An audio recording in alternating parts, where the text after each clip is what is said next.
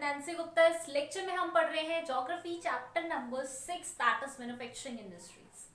आई believe इस chapter की introduction से लेके जो हमारे इंपॉर्टेंट लेक्चर्स रहे हैं till localization of the industries आप सब ने फॉलो किए होंगे।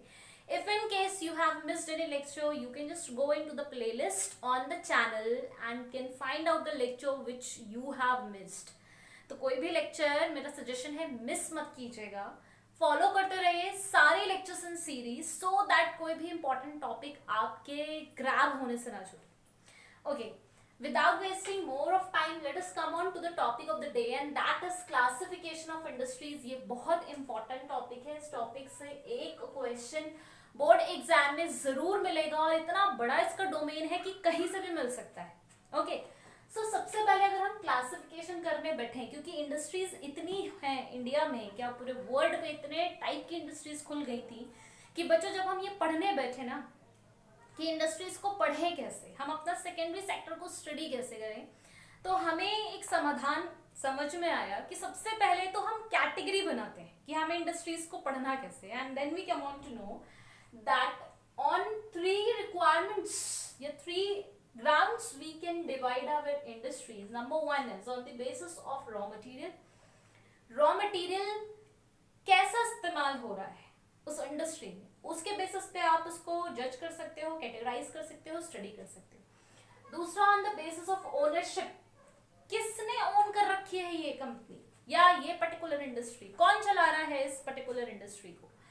Third is on the basis of capital investment, कितना पैसा उस इंडस्ट्री में लगा हुआ है। ये 3 ग्राउंड्स हमें समझ में आए जिनके बेसिस पर हम अपनी इंडस्ट्री को कैटेगराइज कर सकते हैं। Let us begin from number 1 on the basis of raw material। अगर मैं रॉ मटेरियल की बात करूं तो इंडस्ट्रीज अपना रॉ मटेरियल कहां से लाती है, आप भी सोचिए और अपना जो भी आपके दिमाग में कैलकुलेशन आ रहा है उससे मैच करते रहो कि आपके एनसीईआरटी आपको कितना डिटेल बढ़ा रहा है। सी, सबसे पहले बहुत सारे बच्चों के दिमाग में आया होगा कि फार्मर से लाते हैं हम तो रॉ मटेरियल, इंडस्ट्री का जो भी रॉ मटेरियल होगा वो हमें एग्रीकल्चर देता है। वेरी राइट, एग्रीकल्चर बेस्ड जितना भी रॉ मटेरियल आ रहा है वो सारी इंडस्ट्री सब कैटेगरी में आती हैं, that is agro based industry. हर वो इंडस्ट्री जो अपना रॉ मटेरियल किसी फार्मर से ले रही है वो इंडस्ट्री एग्रो बेस्ड इंडस्ट्री है। ज्यादातर जो खाने पीने से रिलेटेड इंडस्ट्रीज होती हैं वो एग्रो बेस्ड होती हैं। फॉर एग्जाम्पल, अगर आप किसी कुकी की इंडस्ट्री को बिलोंग करेंगे या फिर आप कोई भी खाने पीने का प्रोडक्ट ले लीजिए, अगर वो इंडस्ट्री आप देखोगे, शुगर जैसा जैगरी जो बनाती है वो इंडस्ट्री ले लो, शुगर बनाने वाली इंडस्ट्री ले लो, सब एग्रो बेस्ड इंडस्ट्रीज है। क्योंकि इनका जो शुगर केन जो रॉ मटेरियल है वो कहाँ से आ रहा है, डेफिनेटली फार्मर से आ रहा है। यहाँ पे और भी ज्यादा एग्जैक्रेटेड एग्जाम्पल्स हैं, that is woollen industry, jute farmer देता है, सिल्क कोकून से आता है, कॉटन फार्मर दे रहा है। डेफिनेटली सारी इंडस्ट्रीज एग्रो बेस्ड इंडस्ट्री है। जरूरी नहीं है आप इन्हीं इंडस्ट्रीज का नाम लिखें और याद करें, आप कोई भी इंडस्ट्री बता सकते हो which is based on agriculture, which is given by farmer. ठीक है, वो सारी इंडस्ट्री हमारी एग्रो बेस्ड इंडस्ट्रीज में आएंगी। नाउ नेक्स्ट इसी की सब कैटेगरी है मिनरल बेस्ड इंडस्ट्री। बेटा रॉ मटेरियल सिर्फ एग्रीकल्चर से नहीं आ सकता, रॉ मटेरियल तो मिनरल से भी आ सकता है। आप ज्वेलरी पहनते हो, उसका रॉ मटेरियल कहाँ से आता है, गोल्ड मिनरल है, समझ रहे हो, सिल्वर पहनते हो, रॉ मटेरियल कहाँ से आता है। अपने घर में यूटेंसिल्स का इस्तेमाल करते हो, रॉ मटेरियल कहाँ से आता है। बहुत सारी हर चीज जो आपके आसपास घूम रही है उसमें मिनरल शामिल है, और वो मिनरल कहाँ से आ रहा है। डेफिनेटली मिनरल हमारा एक नेचुरल रिसोर्स है और वो हमें नेचर ही देती है, पर फार्मर नहीं देता। This is the difference. Nature देती है, यहाँ पे भी नेचर देती है, पर नेचर में फार्मर का होना जरूरी है, यानी कि इंसान का एफर्ट जरूरी है। यहाँ पे कोई एफर्ट जरूरी नहीं है, नेचुरल रिसोर्स पे डिपेंडेंट करती है, and that is iron, steel, aluminium. इसमें आप अपने दिमाग से कोई भी एग्जाम्पल लिख सकते हो जो मिनरल बेस्ड। क्लियर है। Third, forest based industry. जरूरी नहीं है कि हमें मिनरल इस्तेमाल कर रहे हो या हम एग्रीकल्चर से कुछ यूज कर रहे हो। कई बार हम फॉरेस्ट से प्रोडक्ट्स लेकर आते हैं, जैसे कि हर्ब्स, शर्ब्स, मेडिसिन, दवाइयां बनती हैं, रबर आप लेकर आते हो, है तो प्लांटेशन है लेकिन कई बार घने जंगलों में रबर के टी मिल जाते हैं। तो ये बेस्ड इंडस्ट्री है, और जरूरी नहीं है अगर आप रबर हमेशा एक कंट्रोवर्शियल इशू रहा है बच्चों का, लेकिन अगर आप रबर को हटा भी दोगे तब भी इतनी सारी चीजें हैं जो आपको फॉरेस्ट से मिलती हैं, आप किसी का भी नाम लिख सकते हो without any more confusions. Okay चलो, क्या आपके दिमाग में कोई और रॉ मटेरियल आ रहा है जो मैंने यहाँ मेंशन नहीं किया, जो आपके एनसीईआरटी में मेंशन नहीं है? बिल्कुल, मरीन बेस्ड। बेटा ये क्लास 8 के एनसीईआरटी में है पर 10 के एनसीईआरटी में नहीं है। ये मैं आपको बता देती हूँ कि क्या है। मरीन बेस्ड का मतलब है, या इसको मेराइन भी बोलते हैं, जो रॉ मटेरियल हम पानी के नीचे से लाते हैं, सी वाटर से लाते हैं, वो सब मरीन बेस्ड इंडस्ट्रीज में आती है। ऐसे बहुत सारे आते हैं। कितने लोग फिश ऑयल का इस्तेमाल करते हैं as a medicine, as an beauty products. कितने लोग कोरल फीचर्स को अब यूज कर रहे हैं, फिशेस का आप इस्तेमाल करते हो। तो ये सब क्या है, ये सब प्रोसेस में इस्तेमाल आ रहा है, पर आ कहाँ से रहा है? ये ना तो फॉरेस्ट से आ रहा है, ना ही फार्मर से आ रहा है, ना ही मिनरल से आ रहा है। ये आ रहा है मरीन वाटर से, and that is why it is known as marine based या मेराइन बेस्ड इंडस्ट्री। सबसे बड़ा एग्जांपल है मैन्युफैक्चरिंग ऑफ सॉल्ट, सबसे बड़ा एग्जांपल है। ठीक है, हालांकि ये आपके एनसीईआरटी में गिवन नहीं है बेटा, फिर भी I have just given you in detail for your knowledge कि आपको पता होना चाहिए, क्योंकि 8th स्टैंडर्ड के बच्चे सब पढ़ते हैं। Okay, next is on the basis of ownership. मैंने यहाँ एग्जांपल्स लिख रखे हैं ताकि एग्जांपल देख के आप कंसेप्ट समझने का कोशिश करो, उल्टा प्रोसेस करो। On the basis of ownership, अगर हम ओनरशिप के बेसिस पर कैटेगराइज करने बैठे, यानी कि ये इंडस्ट्री किसको बिलोंग करती है, ओनरशिप क्या है, ये चीज किसको बिलोंग करती है, किसकी है ये चीज, वही ओनरशिप होता है ना। जैसे घर मेरा है तो मैं इसकी ओनर हुई, ये ओनरशिप मेरी हुई। ऐसे ही हम बहुत तरीके से अपनी इंडस्ट्रीज को चलाते हैं। एक तो बहुत सीधा साधा हो गया, मेरी इंडस्ट्री, आपकी इंडस्ट्री, पड़ोसी की इंडस्ट्री, आपके दोस्त की इंडस्ट्री, आपके रिश्तेदार की इंडस्ट्री। क्या हुई?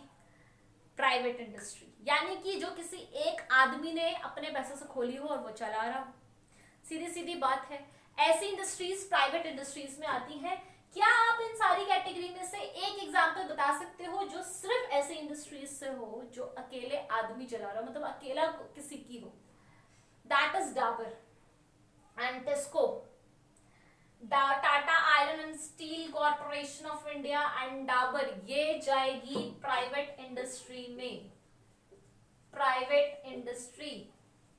ठीक है, on the basis of ownership private industry में आ गई आपकी टेस्को and Dabur, which is owned, operated and executed, मतलब रन भी इस्तेमाल कर सकते हो एग्जीक्यूटेड की जगह। Owned, operated and executed only by a individual on its own is known as private industry.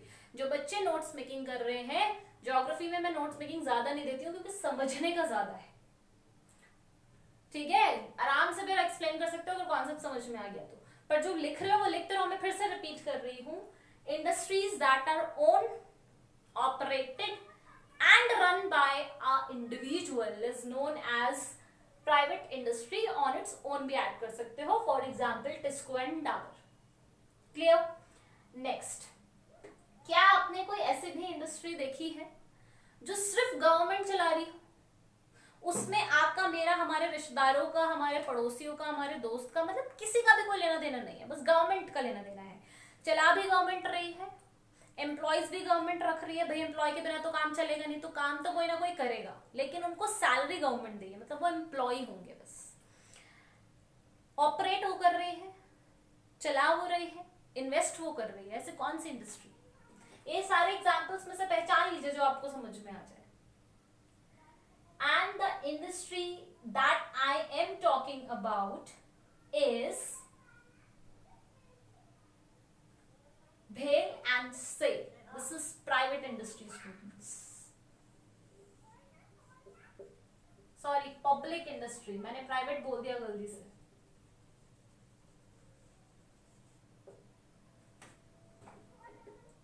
ठीक है, यहां तो कोई गलती नहीं है। ऐसी इंडस्ट्रीज जिसको ऑपरेट भी गवर्नमेंट कर रही है, चला भी गवर्नमेंट रही है, सुपरवाइज भी गवर्नमेंट कर रही है, मेंटेन भी गवर्नमेंट कर रही है, वो सारी इंडस्ट्री प्राइवेट पब्लिक इंडस्ट्रीज में आएगी। फॉर एग्जांपल, दिस इज भेल एंड दिस इज सेल, दो one of the two Navratna companies हैं, ये दोनों नवरत्न कंपनीज हैं ये भारत की 9 कंपनीज ऐसी हैं जिन्होंने जीडीपी में अपना बहुत बड़ा योगदान दिया है, जो शायद बैकबोन ऑफ इंडियन इकोनॉमी बनती जा रही है, और जिसमें से जिस पब्लिक सेक्टर में से 2 इंडस्ट्रीज का नाम यहाँ लिखा हुआ है, भेल एंड सेल। और ये आपका होमवर्क भी है, आज का असाइनमेंट है, मैं होमवर्क बहुत कम देती हूँ पर आज दूंगी। 9 जो भारत की नवरत्न कंपनीज हैं, 9 जो भारत की नवरत्न कंपनीज हैं, 9 कंपनी का नाम मुझे कमेंट सेक्शन में लिखकर भेजिए कौन सी। ओके, तो ये आप जरूर करेंगे, एक दूसरे को जरूर बताएंगे, ये बहुत इंपॉर्टेंट बात है, हर 10th स्टैंडर्ड के बच्चों को पता होनी चाहिए। Okay, so we are done with this. Next category आती है joint sector industry. Joint sector industry क्या होता है बच्चों? जॉइंट सेक्टर इंडस्ट्री एक ऐसी इंडस्ट्री होती है जो ग्रुप में लोग चला रहे हैं, मतलब मेरे अकेले से नहीं चल रही, मुझे कोई साथ दे रहा है, मेरा कोई पार्टनर है। अब वो पार्टनर हो सकता है गवर्नमेंट हो, राज्य सरकार हो सकता है कोई इंडिविजुअल हो, मेरा कोई दोस्त हो, मेरा कोई यार हो सकता है ग्रुप ऑफ इंडिविजुअल हो। समझ रहे हैं आप?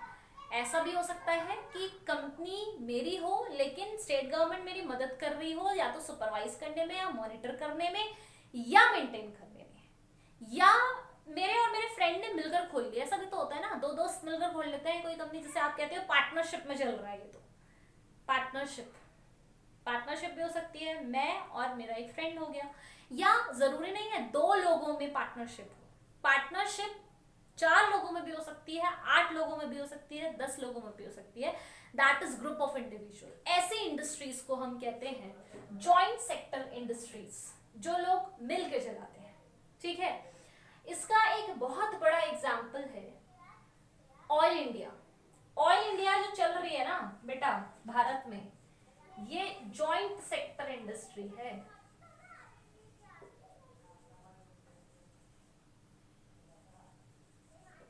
ठीक, oil India is joint sector industry which is owned and run and regulated by either a state or a individual or a group of individuals together is known as joint sector industry. I hope this is clear to you.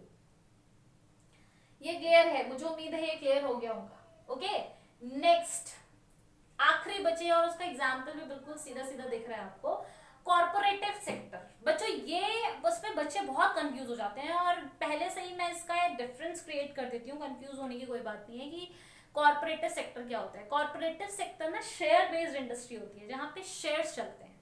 मतलब ऐसा नहीं है कि industry मेरी है, ऐसा भी नहीं है ये इंडस्ट्री आपकी है, ऐसा भी नहीं है किसी और की है। जो रॉ मटेरियल दे रहा है वो फार्मर भी है। ठीक है, फार्मर रॉ मटेरियल दे रहा है, तो फार्मर जो काम कर रहा है वो एम्प्लॉई, जो मैनेजमेंट संभाल रहा है वो मैनेजमेंट, वो इंडिविजुअल, वो प्रोड्यूसर जो प्रोसेस कर रहा है इंडस्ट्री, तीनों लोग इस इंडस्ट्री के शेयर खरीद सकते हैं। जो जितना शेयर खरीदेगा वो उतना परसेंट उसके प्रॉफिट में, कंपनी के प्रॉफिट में ऑथेंटिकेट पर्सन होगा। समझ में आ रहा है? ऐसी इंडस्ट्रीज को हम कॉर्पोरेटिव सेक्टर इंडस्ट्रीज बोलते हैं। और भारत में जो एक सबसे फेमस है वो शुगर इंडस्ट्री चल रही है महाराष्ट्र में, जो कॉर्पोरेटिव सेक्टर इंडस्ट्री है। तो corporative sector industry I hope आपको समझ में आई होगी। इसमें शेयर का हिसाब होता है बेटा, इससे आपको कंफ्यूज नहीं होना। बहुत सारे बच्चे ना कंफ्यूज हो जाते हैं among joint sector and corporative sector. Joint में लोग फिक्स्ड हैं और उनकी जिम्मेदारी भी फिक्स्ड है, लेकिन कॉर्पोरेटिव सेक्टर में मैंने शेयर खरीदे हैं। मान लीजिए मैंने 40% खरीद लिए, तो मैं 40% जो है उसके प्रॉफिट में शेयर रखूंगी। 50% खरीद लिए तो मैं 50% डिसीजन मेकिंग पावर रखती हूँ। 60%, 80% मेरे ऊपर है, 10%, 5% उतना प्रॉफिट मेरे को उसमें मिलता चला जाएगा। Okay, so these first type of industry are known as corporative sector industry. यहाँ पे एम्प्लॉय भी उसके शेयर में हो सकता है, यहाँ पे फार्मर यानी कि रॉ मटेरियल का प्रोड्यूसर भी, खुद प्रोड्यूसर भी, it could be any. Okay, so I hope this is clear to you all, as well as आपको ये भी क्लियर हो गया होगा कि on the basis of raw material हमने कितने कैटेगरी में डिवाइड करा है। अब मुझे थोड़ा सा इरेज करना पड़ेगा ताकि मैं आपको on the basis of capital investment समझा पाऊँ। सो आई होप आप लोगों ने इसे नोट डाउन कर लिया होगा। Take some time so that take few minutes, 2 minutes I'm giving it to you. Just focus and write down whatever is written here, then I'll move ahead. Okay, take your time, मैं थोड़ा side हो जाती हूँ, आपको board दिख जाएगा।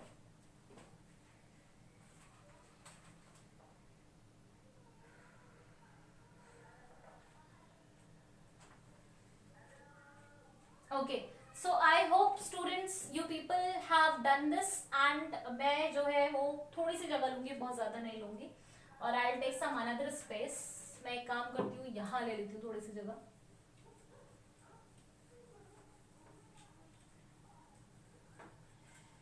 Okay, just see, मैं यहाँ ले लेती हूँ।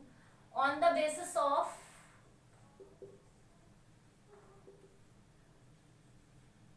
कैपिटल इन्वेस्टमेंट, चलो, on the basis of capital investment children we have 3 categories. इसमें एग्जांपल आपके अपने हो सकते हैं, किसी के भी हो सकते हैं। स्मॉल स्केल,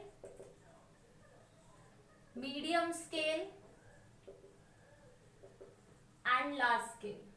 अब जो आ रहा है ना बुक में, वो 2 ही आ रहे हैं। अब बुक्स में जो एडिशंस आ रहे हैं वो स्मॉल और लार्ज ही आ रहा है, मीडियम नहीं आ रहा है। पर एक्चुअल में हमारे पास 3 कैटेगरीज होती हैं, small scale, medium scale, large scale. अब इनका बहुत सीधा साधा सा, बहुत लंबा डेफिनेशन नहीं है, समझना नहीं है, बहुत सीधी सी बात समझनी है बेटा।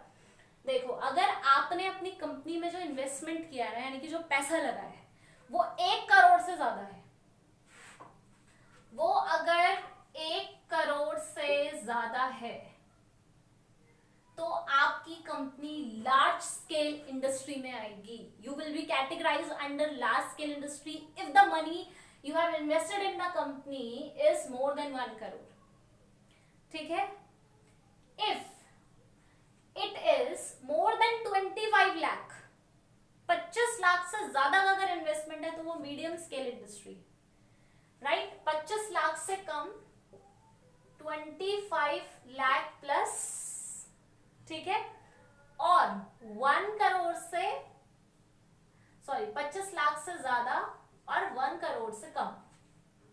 बात समझ में आ रही है? 25 लाख से ज्यादा और 1 करोड़ से कम अगर है, ये आंकड़े बदलते रहते हैं, ये आंकड़े फिक्स नहीं रहते हैं, ये गवर्नमेंट बदलती रहती है ये रेगुलेशंस कि इतना सम होगा तो आप लार्ज स्केल में आओगे, इतना सम होगा तो स्मॉल स्केल में आओगे। ये कोई फिक्स नहीं है। अगर 10 साल पहले ये आंकड़े थे तो हो सकता है आज बदल गए, ठीक है। पर हम एक एग्जाम्पल, एक टेम्पररी, एक पुराना ग्राफ लेकर चल रहे हैं। ये काफी पुराने ग्राफ है। 25 लाख से ऊपर है और अगर 1 करोड़ से कम है तो मीडियम स्केल, 1 करोड़ से ज्यादा है तो लार्ज स्केल, और डेफिनेट है भाई, अगर 25 लाख से कम का इन्वेस्टमेंट है तो डेफिनेटली आपकी जो इंडस्ट्री है 0 से 25 लाख में, वो स्मॉल स्केल इंडस्ट्री। क्लियर है? मुझे नहीं लगता, सबसे आसान होता है ये समझना है कि distribution of industry on the basis of capital investment, small scale, medium scale, large scale, ठीक है। एक्सप्लेनेशन मैंने यहाँ पे लिख दिया है। नाउ आई होप ये पूरा क्लासिफिकेशन आपको बहुत आसानी से समझ में आया होगा। It is not that much difficult. If in case you have any doubt, any query regarding any of the categorization और subcategorization, you can just write down in the comment section, और बिल्कुल लिख के रखिएगा comment section में assignment का answer भी साथ में, ठीक है। नेक्स्ट लेक्चर जो हम डिस्कस करेंगे ऑन द सेम टॉपिक, इसी को आगे बढ़ाते हुए, वो रहेगा हमारा जूट इंडस्ट्री। हम बहुत डिटेल में डिस्कस करेंगे क्योंकि बहुत इंपॉर्टेंट है। कॉटन इंडस्ट्री हम बहुत डिटेल में डिस्कस करेंगे, again very important. IT industry, iron and steel industries, in industries को हमें डिटेल में पढ़ना है इन पर्टिकुलर, ठीक है। तो ये हम एक एक लेक्चर में पढ़ेंगे। सो उसके लिए आपको ट्यून्ड रहना पड़ेगा क्योंकि शॉर्ट नोट आते हैं इंडस्ट्रीज पे, डायरेक्ट क्वेश्चन आता है 5 मार्क्स का, ये भी आता है। कोई भी एक सब कैटेगरी पूछ लेंगे एग्जाम में, समझाइए इसे along with example. 1 mark question में पूछते हैं कि एग्रो बेस्ड का एक एग्जांपल दे दीजिए या फॉरेस्ट बेस्ड का एक एग्जांपल दीजिए। सबसे ज्यादा एग्जांपल यहाँ से आते हैं, पब्लिक सेक्टर इंडस्ट्री का एग्जांपल दे दीजिए, ठीक है। 1 मार्क्स क्वेश्चन भी बनते हैं। 3 मार्क में पूरा क्लासिफिकेशन पूछ लेते हैं। तो भाई किसी भी तरीके से क्वेश्चंस आ सकते हैं, आपको पढ़ते रहना है, कंसेप्ट क्लियर रखना है। सब्सक्राइब करते रहो, शेयर करते रहो, लाइक करते रहो, क्योंकि ये मेरा मोटिवेशन रहेगा। साथ में नेक्स्ट लेक्चर के लिए ट्यून जरूर रहिएगा, ठीक है। Keep stay healthy, this is very important at this very time of COVID, okay, and stay active also. Till then मिलेंगे नेक्स्ट लेक्चर में, बाय बाय।